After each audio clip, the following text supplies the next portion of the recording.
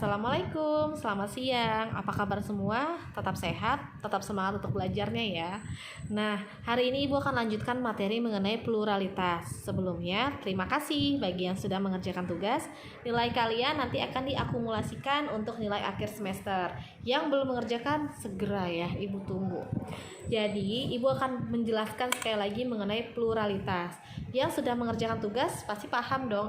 Oh, pluralitas kurang lebih mengenai perbedaan agama, perbedaan budaya, perbedaan pekerjaan, ya, atau perbedaan suku bangsa, seperti itu. Kok kita pelajarin ini, Bu? Karena kita adalah orang Indonesia, Bhinneka Tunggal Ika, berbeda tapi tetap satu juga. Ibu dan kamu mungkin beda suku bangsa, tapi kita tetap sama-sama orang Indonesia yang sama-sama berada di lingkungan pendidikan, di mana ibu adalah seorang guru yang mengajarkan kamu sesuatu dan kamu adalah seorang pelajar yang mendengarkan ibu sebagai seorang guru. Ya, ibu jelasin pertama ada perbedaan agama. Bu, berapa agama di Indonesia? Ada 6. Kok banyak ya? Banyak. Agama terbesar adalah agama Islam. Sebanyak apa, Bu? 90% atau sekitar 89-90%. Lalu agama yang banyak kedua ada agama Kristen, ya. Agama Kristen ini cukup banyak. Kristen apa, Bu? Kristen Protestan. Yang ketiga ada Kristen Katolik. Yang keempat ada agama Hindu. Yang kelima ada agama Buddha. Dan yang terakhir agama yang mungkin jarang kalian temuin, Konghucu ya. Nah, agama Konghucu ini beberapa daerah aja sih yang ada, seperti di perbatasan Kalimantan, di Palembang gitu. Jadi nggak terlalu banyak.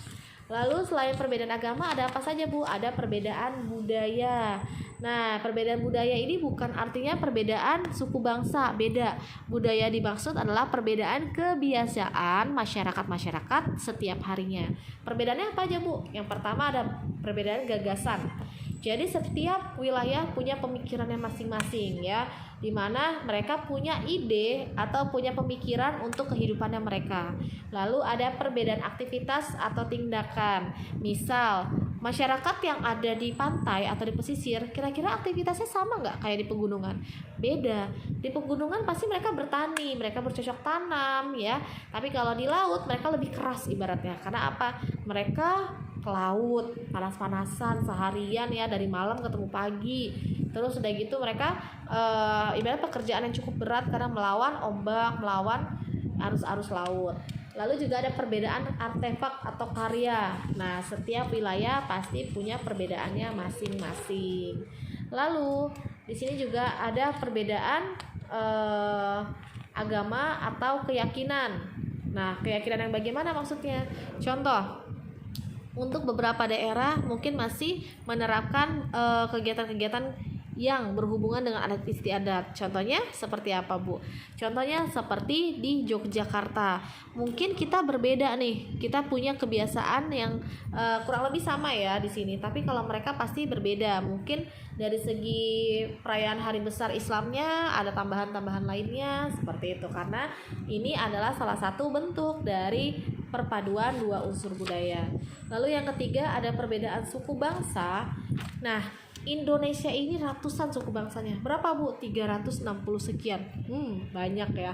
Karena kita tuh ada 17.000 pulau. Pastinya setiap pulau ini kan ditempatin oleh orang yang berbeda. Seperti itu. Lalu selain juga ada perbedaan suku bangsa, kita bisa lihat perbedaan pekerjaan. Contohnya, ibu kalian tidak sama kan pekerjaan seperti ibu?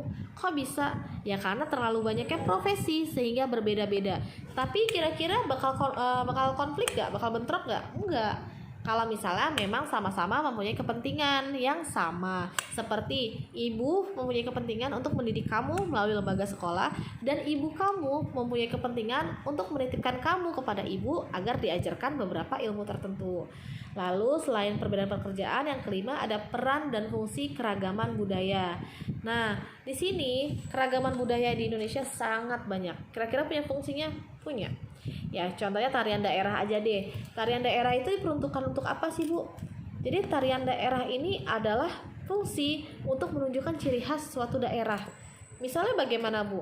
Tarian-tarian kayak di Makassar ya, mereka kan lebih banyak menggunakan alat-alat senjata gitu ya.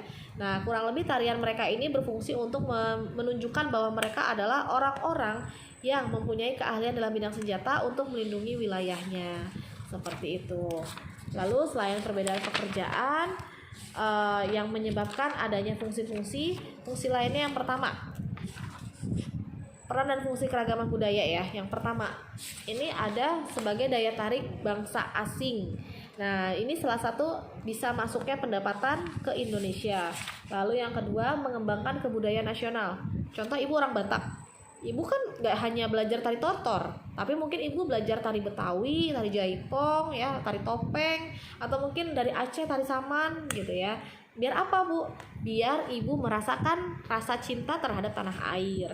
Lalu yang ketiga, adanya tertanam sikap toleransi. Seandainya nih kamu adalah suku Betawi, kamu ngeliat ibu suku Batak, kamu gak terima, kira-kira kita berantem? Pasti. Tapi kalau kamu bisa menghargai ibu, pasti sikap toleransinya akan terbentuk, walaupun kamu tidak hanya bertemu ibu, mungkin dengan suku lain.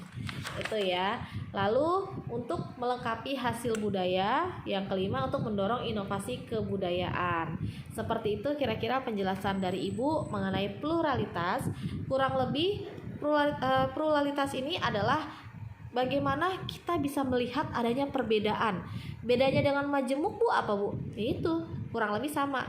Bedanya kalau misalnya masyarakat majemuk, berarti adalah masyarakat yang memiliki banyak perbedaan-perbedaan tertentu. Tapi kalau pluralitas dalam masyarakat artinya adalah perbedaan-perbedaan yang ada di dalam masyarakat. Nah, kurang lebih seperti itu penjelasan Ibu hari ini. Terima kasih. Wassalamualaikum warahmatullahi wabarakatuh. Jangan lupa dicatat.